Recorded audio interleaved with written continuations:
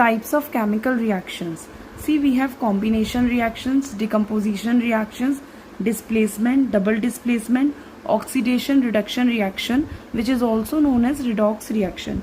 So during the reactions, if the heat is released, so it would be considered as exothermic reaction, and if the heat is getting absorbed during the reaction, then it would be considered as endothermic reaction. So whenever the heat is released, it would be your exothermic, and whenever heat is absorbed, that would be your endothermic reactions. So let's start with the combination reaction. What are combination? देखिए word से ही पता चल रहा है combining. Whenever two or more substance combine together to form a single product, that would be known as combination reaction.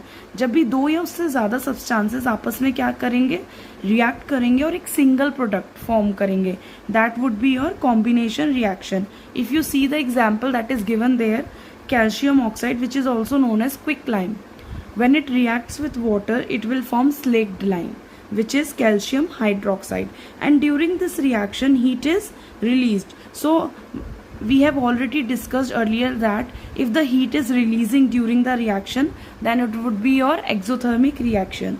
So in this case, as we know, it is a combination reaction, but in this reaction, or you can say during this reaction, heat is getting released. So this is also one of your exothermic reaction. If you see another example that is given over there, burning of coal. When carbon reacts with oxygen, it will form carbon dioxide.